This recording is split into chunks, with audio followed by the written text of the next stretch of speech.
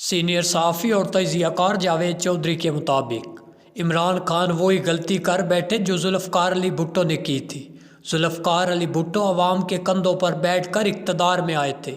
ان کے پاس ملک کے بہترین لوگوں کی ٹیم بھی تھی، لیکن اقتدار میں پہنچ کر ان سے دو غلطیاں ہوئی۔ ایک، وہ عوام کی بجائے فوج اور خفیہ ایجنسیوں کو اپنے اقتدار کا ماخذ سمجھ بیٹھے۔ وہ عوام سے دور اور اسٹیبلشمنٹ کے نزدیک ہو گئے۔ دوسرا، انہوں نے اپنے مخلص ساتھیوں کو پارٹی سے نکال دیا۔ جو باقی بچے تھے انہیں پچھلے بینچوں پر دھکیل دیا۔ ان کی جگہ خوشامدی گروپ نے لے لی۔ یہ خوشامد پرست لوگ تھے جن کا ایک ہی کام تھا بھٹو صاحب کی ہر غلطی پر دل کھول کر داد دینا۔ یہ لوگ بھٹو صاحب کو ہمیشہ غلط مشورے دیتے تھے، لہٰذا وقت آتے ہی دیر نہ لگی۔ وہ شخص جو ملک کے ہر غریب شہری کا لیڈر تھا، وہ جیل میں تھا اور لوگ اس کے لیے سڑکوں پر نکلنے کے لیے تیار نہیں تھے۔ بھٹو صاحب جیل پہنچے تو تمام ابن الوقت فرار ہو گئے۔ بھٹو صاحب کو اس وقت اپنی غلطی کا احساس ہوا۔ وہ بار بار کہتے تھے، مجھے اگر دوبارہ موقع ملا تو میں اقتدار کے اصل ماخذ یعنی عوام کی طرف جاؤں گا، عوام کا اعتماد حاصل کروں گا، اس ملک میں اصلی انقلاب لے کر آؤں گا۔ لیکن وقت کا پہیہ آگے جا چکا تھا۔ وقت کسی کی پرواہ نہیں کرتا، خواہ وہ شخص ذوالفقار علی بھٹو ہی کیوں نہ ہو۔ ذوالفقار علی بھٹو نے جب 12 مارچ کو قوم کے سامنے خطاب کیا تو اس خطاب کے دوران وہ جذباتی ہو گئے۔ بھٹو نے کرسی کے بازو پر مکہ مار کر کہا تھا، میں کمزور ہو سکتا ہوں، یہ کرسی نہیں، میں جس کرسی پر بیٹھا ہوں یہ بہت مضبوط ہے۔ وہ جب یہ کہہ رہے تھے تو ان کے چہرے پر غرور اور تکبر تھا۔ نواب زادہ نصر اللہ اس وقت قومی اتحاد میں شامل تھے۔ نواب صاحب کو اللہ تعالیٰ نے لہجے کی شائستگی عطا کر رکھی تھی۔ وہ یہ تقریر سن رہے تھے۔ وہ کرسی کے بازو پر بھٹو کا بازو دیکھ کر مسکرائے۔ ساتھیوں سے کہا، مبارک ہو بھٹو، اب جا رہا ہے۔ ساتھیوں نے حیرت سے پوچھا، آپ کیا فرما رہے ہیں؟ نواب صاحب نے کہا، تاریخ گواہ ہے، جب بادشاہ اپنی بجائے اپنے تخت کی قسمیں کھانے لگے تو ان کے جانے کا وقت آ چکا ہوتا ہے۔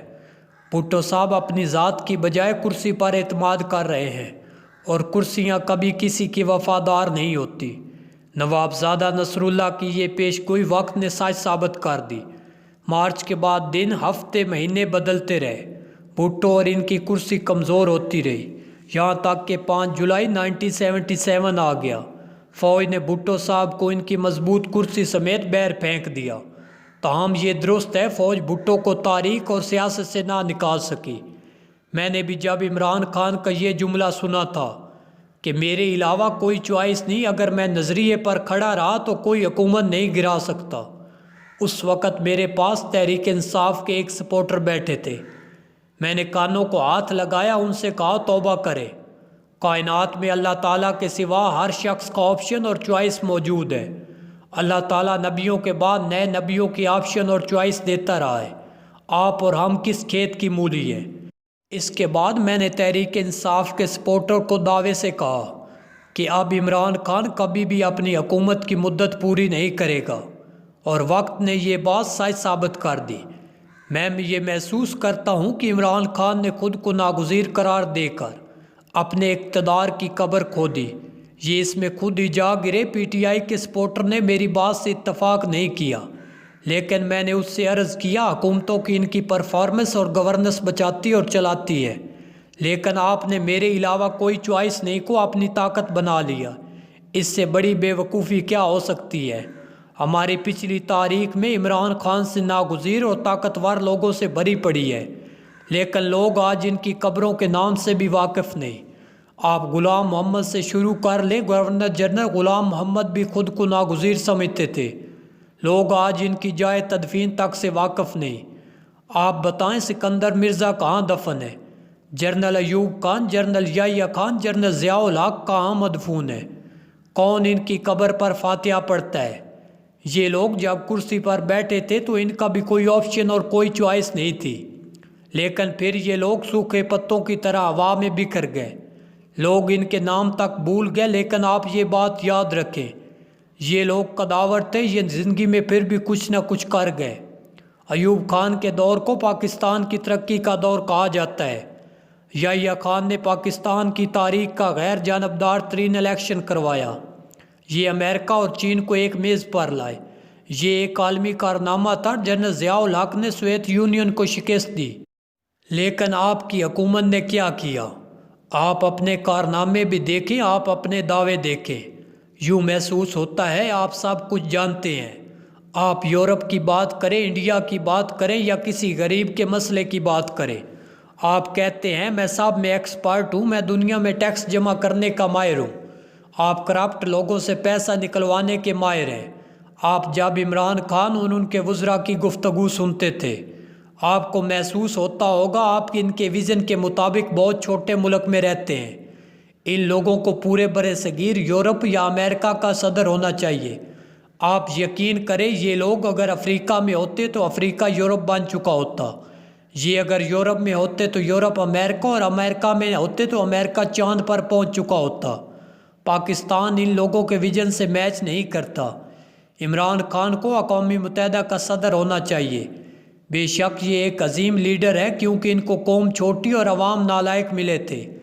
یہ مینڈکوں سے بجلی پیدا کر کے رات کو دن میں تبدیل کر سکتے تھے، مگر یہ کر بھی لیتے تو بھی اللہ پاک کے پاس بے شمار آپشن اور چوائسز موجود ہوتے ہیں۔ اللہ تو کن کہہ کے ان جیسی ان گنت کائناتیں بنا سکتا ہے، اور آپ کہہ رہے تھے میرے علاوہ کوئی چوائس نہیں۔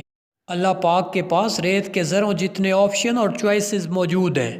یہ ابابیلوں سے کعبہ کی حفاظت کرواتا ہے، مکڑیوں کے جالے سے دشمنوں کے سامنے پردے تان دیتا ہے۔ آپ اور ہم کیا چیز ہے؟ میں عمران خان کا فین ہوں۔ میں انہیں پاکستان نہیں برِ صغیر اور سینٹرل ایشیا کی آخری امید سمجھتا ہوں۔